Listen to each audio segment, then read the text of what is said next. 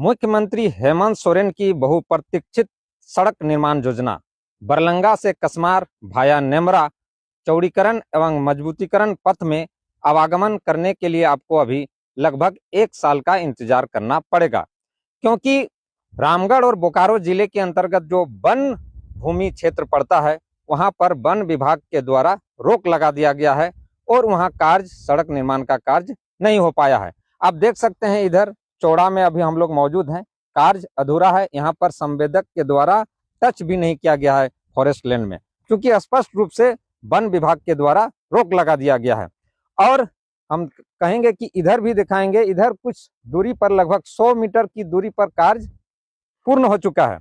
चौड़ा से लेकर कसमार तक कार्य पूर्ण हो चुका है और इधर नेमरा से लेकर बरलंगा तक कार्य पूर्ण हो चुका है, पूरी तरह से पूर्ण हो चुका है। लेकिन चौड़ा जंगल जो बोकारो जिले का पड़ता है, चौड़ा जंगल में और जो रामगढ़ जिला अंतर पड़ता है हेंटबरगा और ऊपर बरगा जंगल में कार्य नहीं हो पाया है, क्योंकि दोनों ही जगहों पर रोक लगा दिया गया है। भारतीय वन अधिनियम के तहत किसी भी वन क्षेत्र का भूमि अगर लेती है कोई विभाग, पथ निर्माण विभाग हो या कोई भी विभाग हो, तो उस प्रावधान के अनुसार वन भूमि के बदले उस विभाग को भूमि देना पड़ता है और जितने भी संख्या में पेड़ होंगे उसके 10 गुना पेड़ लगाना पड़ता है। तो इसके लिए पहला स्टेज का काम हो चुका है। जलवायु एवं पर्यावरण वन मंत्रालय के द्वारा, केंद्र सरकार के द्वारा भी पहला स्टेज का कार्य पूर्ण हो चुका है। जो प्रशासनिक सूत्रों के अनुसार चौड़ा जंगल में लगभग 900 पेड़ कटेंगे और रामगढ़ प्रमंडल के जो हेंटबरगा और ऊपर बरगा जंगल है वहां पर लगभग 4,500 पेड़ कटेंगे और इसके बदले में 10 गुना लगभग 50,000 55,000 पेड़ लगाए जाएंगे और इसके लिए जमीन चिन्हितीकरण हो चुकी है।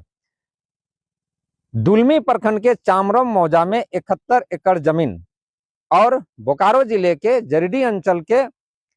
गायछंदा में 15 एकड़ जमीन चिन्हितीकरण कर वन विभाग को सौंप दिया गया है। अब दूसरा चरण का कार्य रह गया है। दूसरा चरण के कार्य में दोनों ही जमीनों की प्रकृति बदलकर वन भूमि की प्रकृति बनाया जाएगा और भू राजस्व विभाग एवं निबंधन विभाग से रजिस्ट्री कर इसका दाखिल खारिज कराया जाएगा और इसका अप्रूवल कैबिनेट की बैठक में होगी। कैबिनेट के इंतजार किया जा रहा है, जिसमें मुख्य सचिव की भूमिका अहम होगी और ये जो दोनों अंचलों की मौजों की जमीन है 86 एकड़ जमीन, वो निबंधन कराकर वन विभाग को सौंप दिया जाएगा